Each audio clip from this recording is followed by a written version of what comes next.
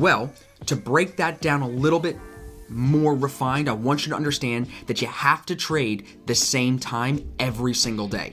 So what that means is that when you build your trading plan and you build your process, you don't want to focus too much on, oh, I missed moves early, I missed moves late, I can't find my time. You want to build a set time that works for you with your other job, your other business, your family, your personal health, all of that. You want to build that set time that you're going to trade every day. But you want to make sure that that set time is appropriate because you want markets that are open and you want to trade pairs when their markets are open.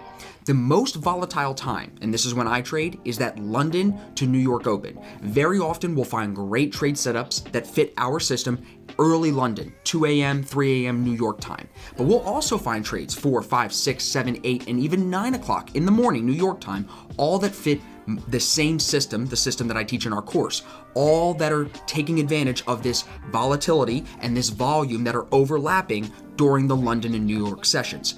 Typically, you will see, and sometimes this is not the case because there's never 100% certainty in all of this because it's trading, but more often than not, you'll see the Asian session be the slower of the three. And that's because for some reason, I'm not going to try to say exactly why because I'm never the guy clicking the button on the other side of the screen, right? But for some reason, we tend to see it very range bound during those first 8 hours from 5 p.m. New York time to about 1 or 2 a.m. New York time.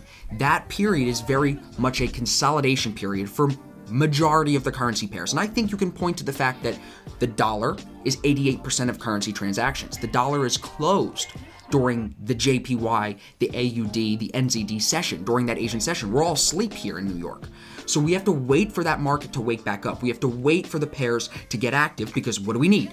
Volume and volatility. So when you ask me, Austin, what's the best time for me to trade? My answer is always first, you have to pick a set time and stick to it every single day. For me, that time is 6 a.m. I want to start my trading at the latest by 6 a.m. And I say that because some days I can't sleep, so I just wake up and I start trading earlier, but 6 a.m. is my latest. And I'm going to trade all the way through to 11 a.m. every single day looking for opportunities because I know that's where the volume is and that's where the volatility is. I'm not going to come here at 4 o'clock in the afternoon, New York time, and try to look for trades. It's just going to be slow. Why? The banks are closed here in New York. Everybody's going home. They're done for the day. They're coming back tomorrow, but they're done for the day. And I know that's a big, I think, barrier that a lot of traders don't run through. They don't get through the idea that, look, they're coming back tomorrow. You need to chill and stop trading and come back tomorrow. And today even, it's actually kind of good that I'm making this video today. Today was a really great example of that. We had no A setups today. A couple of B ideas that did work out. I didn't trade them. I stayed completely flat today just because I know I can come back tomorrow. I know the system presents setups because we get this volume and volatility overlapping. I know it presents setups that are much cleaner than what I saw today. So you just come back the next day when the volume and the volatility is there. So I would say first, build the time, build the sessions that fit your plan the most so you can do it consistently with the kids, with the wife, with the girlfriend, with the boyfriend, whatever it is. You want to be able to do it the same times every single day, and you want to make sure you're trading pairs that are open, that are, trading. People are trading them during the sessions that you're trading.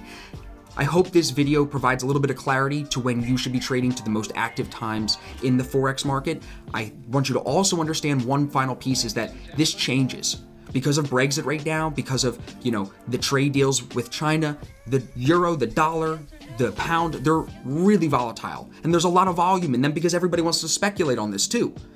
Not only that, but you have the governments moving money around and big companies moving money around in anticipation of the Brexit stuff going on.